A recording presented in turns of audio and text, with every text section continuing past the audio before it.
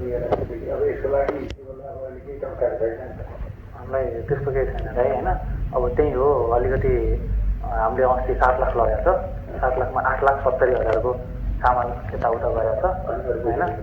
अब अरू पैसा चाहिँ हामीलाई 2-2.5 लाखको सामान चाहिँ लिइहाल्नु पर्ने छ। अनि त्यस पछाडि भनेको दाइ मेरो 5जना भाइहरू चाहिँ हेर्नु है, मसँग काम गर्ने भनेको सबै 20-21 वर्षको भाइहरू हो होइन। उनीहरूको चाहिँ भविष्य हेरिदिनु पऱ्यो हामीले। 30,000 सबै भर्खर 19-20 उठाएर सोध्नु न। उनीहरू भनेको दाइ हामीसँगै बस्ने मैसँग होइन। अहिले हिन्दू घटाएर 35 सनातन नेसन, 35 सनातन धर्म नेसन मात्रै राख्नु होइन, हिन्दू त्यो हिन्दू घटाइदियो होइन। अनि अर्को चाहिँ डिक्लेरेसन के गर्यो भने कन्स्टिट्युसन, यो कन्स्टिट्युसन राखेर अन्तरिम कन्स्टिट्युसन जारी गरेर भनेर भन्छ। अन्तरिमलाई के भन्छ? Interim constitution. अर्को चाहिँ हामीले lifetime support for martyrs family and lifetime employment for the people who are hurt during every revolution होइन। अर्को चाहिँ government staff salary should be more than 1 lakh so they don't have to involve themselves in corruption. अनि त्यस पछाडि अन्तिम चाहिँ solve every economical problem of citizen of Nepal and make sure every citizen live a life of economic dignity. एउटा काम के लेखेर लघुवित्त सहकारी ब्याङ्कको अनि ब्ल्याक लिस्टको पनि हाल्यो त्यति हाल्यो अनि हामीले चाहिँ के दिएको छ भन्दाखेरि चाहिँ nothing can be hidden from us, don't try to test us, यो data will turn into ashes, don't try भनेको हामीलाई चलाउने काम नगर, सोच्दा पनि नसोच होइन। तिमीहरू ठिक्क केही गर्छौ भने तिमीहरूको डाटाको सबै यो चाहिँ कसरी नेपाल सरकारको सबैभन्दा ठुलो पोर्टल भनेको नेसनल ल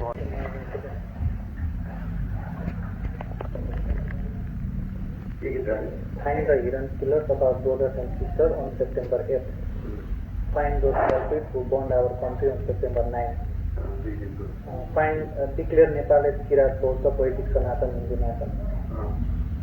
त्योभन्दा माथि त्योभन्दा माथि चाहिँ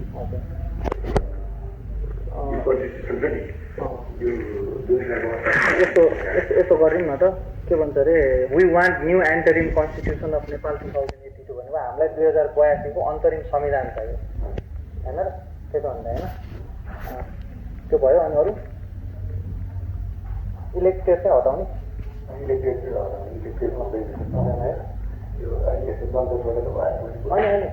अर्को चाहिँ मैले राख्न खोजेको चाहिँ लाइफ टाइम इम्प्रिजमेन्ट फर करप्सन। यो चाहिँ एउटा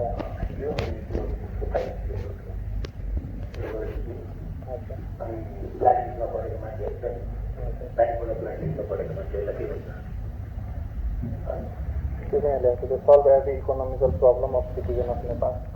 हरेक नेपाल नागरिकको आर्थिक समस्या चाहिँ समाधान गर्छ।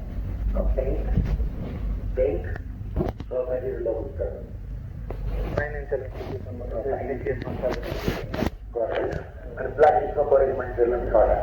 त्यसमै पऱ्यो त इकोनोमिक आर्थिक समस्या भन्ने बित्तिकै त्यसमै पऱ्यो नि।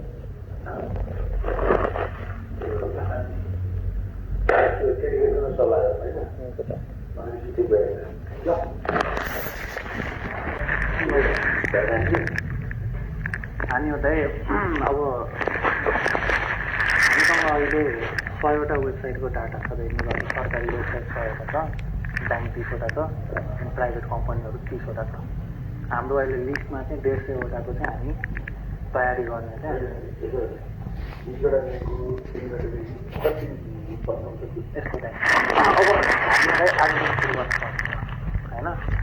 जस्तो हामीले हिजो चाहिँ सुरुमा चाहिँ वेस्टर्न युनिभर्सिटीको हाल्नुको कारण के हो भन्दाखेरि वेस्टर्न युनिभर्सिटीको वेबसाइट बनाउने भनेको त्यहाँभित्रकै खुङ्खा साइबर सेक्युरिटी जानेको केटाहरूले जति स्रोत र साधन साइबर सेक्युरिटीमा वेस्टर्न युनिभर्सिटीसँग छ त्यति स्रोतको 20% स्रोत र साधन नेपाल सरकारसँग छैन भन्ने कुरा हामीले हिजो बुझ्यो।